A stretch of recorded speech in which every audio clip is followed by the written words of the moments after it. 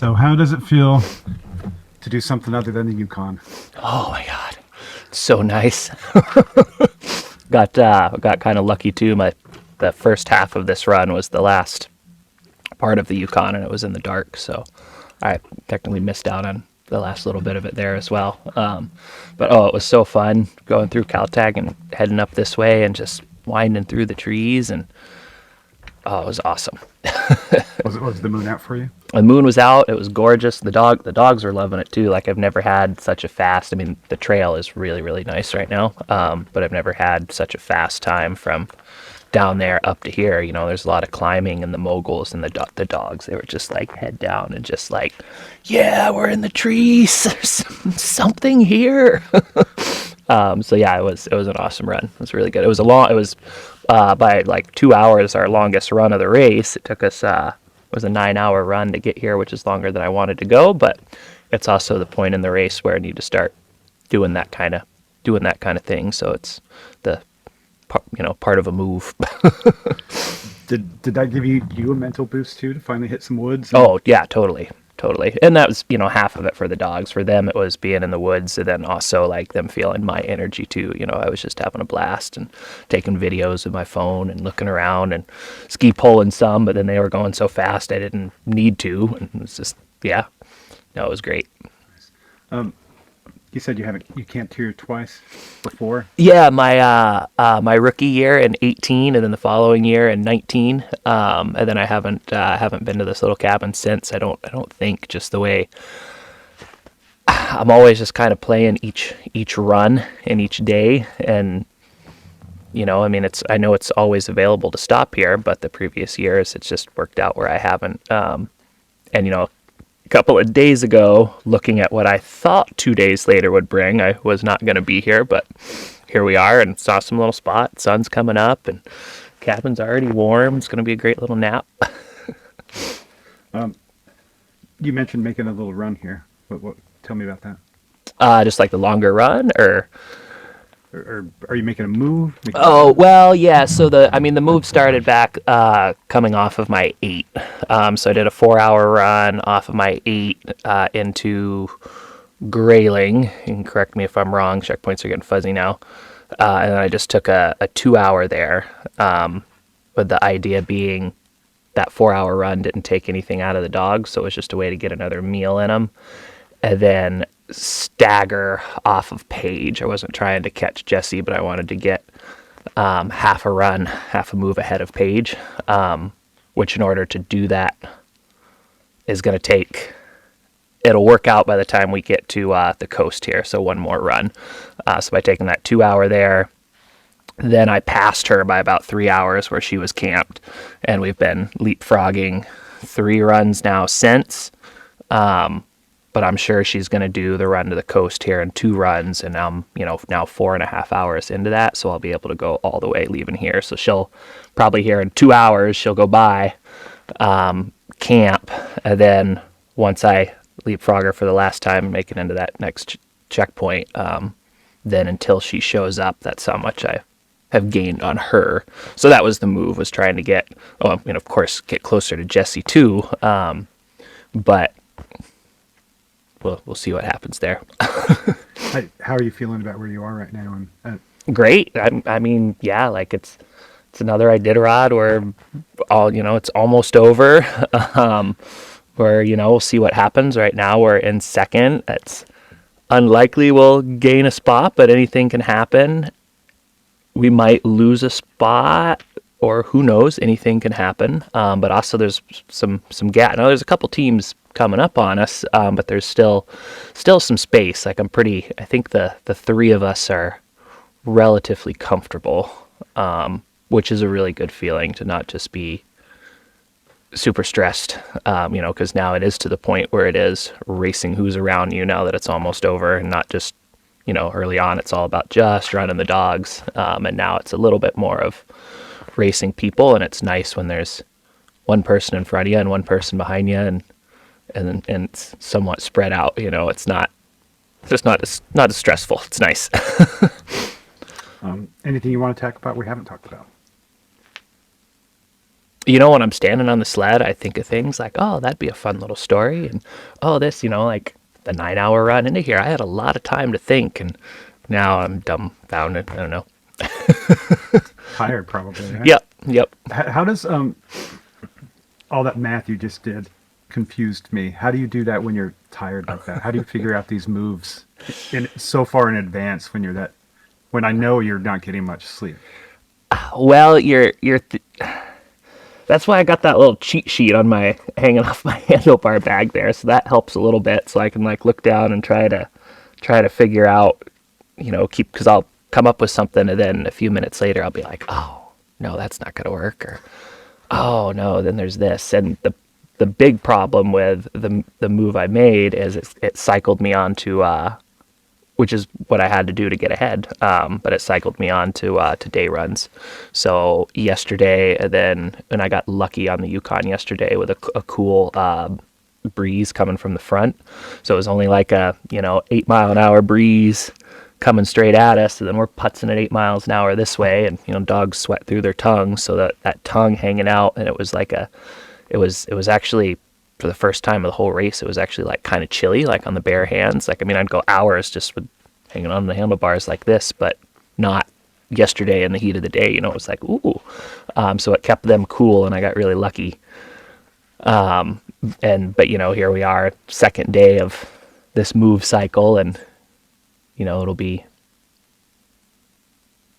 see numbers and trying to think now. I think it'll be 1 p.m.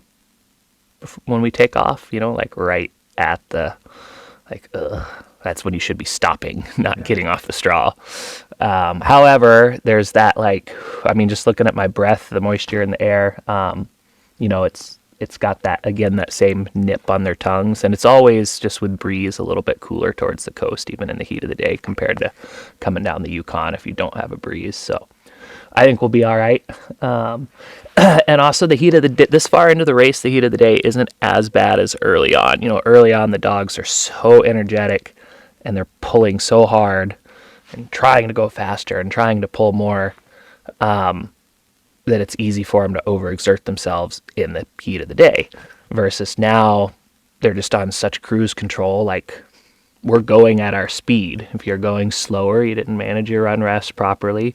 If you're, it's probably because you were going too fast or you didn't feed right, earlier on or whatever. But they're just like, they're in their speed. So they might slow down just a little bit in the heat of the day, but it's not going to be like detrimental, like doing all day runs in the heat of the day and day 2 and day 3 or something of the race, compared to now. They'll just trot along and dip some more snow and no bigs. Cool. Looking forward to your daytime run then? Yeah. Oh, it's gonna be pretty. That's the upside to it, is the view. So I mean, this is coming up. This whole stretch here is my favorite part of the whole race. Just going from the Yukon, up off the Yukon where I was, born and raised, not that village, but still like on the banks of the Yukon.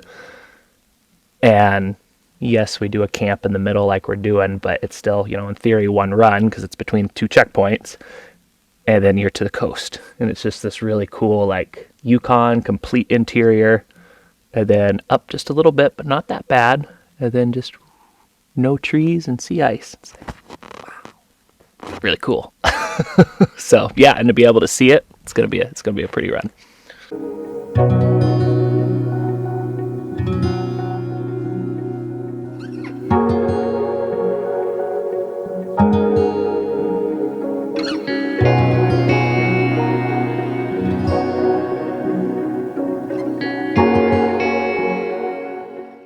We're close, man. We're so close. Yeah. How are you feeling? I feel like with the added distance, we're close, but like normally when you get here in the real race, you still don't feel like you're quite that close. But I mean, I can feel that coastal wind and smell that salt air, so close to the ocean. The way I've got it figured, 4 more runs to White Mountain from here, so man, it's been a lot of runs. I think like 15 so far, so 4 don't sound so bad. Yeah, if the weather can be kind to us, Yeah, we're talking, your strategies, that you're constantly just evolving your strategy as you're going. Yeah. But now it sounds like 4 more runs. Are you able to relax a bit now that you just know this is 4 more runs? Or There's no relaxing. The further it gets, the more like, is on the line, It's there's no guarantees anywhere. I mean, I'm in a great strategic position. Like, Hall came through while I was on my 8, left 28 minutes ahead of me. I saw him just putting straw down at Tripod Cabin for his dogs, so I made up some ground while I was stopping and messing with a lot of stuff. I had like 17-minute stop time. So I got the speed advantage. I'm 25 miles in front of him now, ahead of him. I've stopped short. I haven't done a long run. I've done a 6-hour run to get here. And, now I just got to withhold the comforts of the checkpoints and just keep running that distance, until I get to White Mountain. We've talked a little bit in the past about kind of your team, as it were, like your Tom. I can't remember his last Tom name. Huntington. Yeah. It was just kind of the plan you guys had gamed out, or is it always like fluid? Yeah, I mean, this is close to the game plan for sure.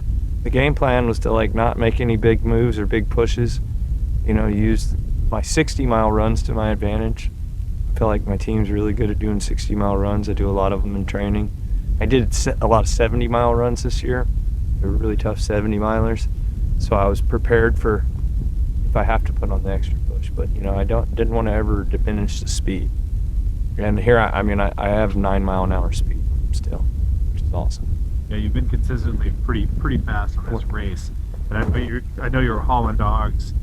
We talked about you got Polar in the lead again. Is Polar still pulling? Oh man, Polar's, yeah. If I didn't have Polar, I don't know if I could win this race. Yeah. I see him in your lens right now. What's that? I see him in your lens right now. All curled up now. Yeah. No, he's just priceless. He's just got the drive and the motivation. Hercules, I swear Hercules always gets like the short end of the stick because everybody always sees Polar and like everybody always talks about Polar, but Hercules is just a nut job, man. He loves his job. He's got a high drive. He's half sprint dog. They're out of the same mother. They look completely different, but yeah, those two dogs have been priceless. Odin's amazing, but he doesn't enjoy the pressure of it too much. Like. When we had to break trail from Grayling, he single led, a lot of it. Speaking of pressure, have you ever been in the lead this close to the finish? I actually was last year in the lead. I got to Old Woman. Dallas just had his cooker going, so I knew I'd made up like some time on him. And I thought, this is my chance, and I didn't go to sleep. I just laid there, and I left on the dot at 2:30, 40 below, and I was in the lead coming to Unalcleet. And strategically made an error and, stopped in Unalcleet. And he went on 11 miles past. So he did to me what I'm trying to do to them now, So I feel like it was a very valuable experience. The further that I've gotten being in the lead or being racing with the best in this race, each year I've come back with those lessons to draw off on. It seems pretty apparent. Like, it seems like you've learned every single year. You've done something a little bit differently. Yeah. You've grown just a little bit. Clearly, you feel the same. So. Yeah, I feel the growth, and like that's it's awesome. I saw Dallas on the river yesterday, and stopped and chatted. He gave me some chunks of salami, and I was like, I'm trying my best to enter Dallas CV here, to not make any mistakes and keep my speed up. And I was like. And I mentioned how I was going to take 2 teams to the 440 this year. I said, because I got to get ready for when you come back next year. Always thinking about next year. But right now, I really just got to focus. We don't know what the weather's going to be. I lost my inReach, so I have no communication. I don't know where anybody is, I'm just like having to look right in front of me at the dogs and stick my finger in the wind. Cold wind. Probably going to be windy out there.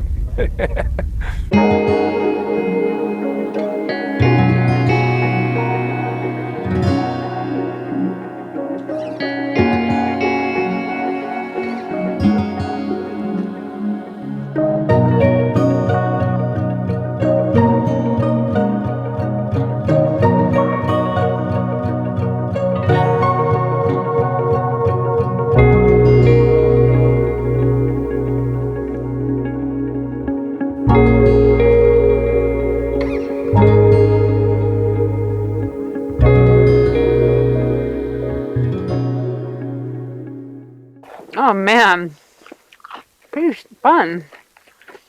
Yeah. It's nice to see some trees and a tight trail on occasion. It's always been one of my favorite sections. It's so beautiful. I mean, today did not disappoint. Is it a little cooler today, or about the same? What do you think? It was pretty hot, I felt like, most of the day. Yeah. But when we would stop, I think the breeze was coming from our back, and it's about the same speed that we're going. So when we're moving, it doesn't feel like there's anything happening. You know, there's no breeze. But Was this a longer run for you? yeah, I miscalculated a little bit, I think, but it's fine. I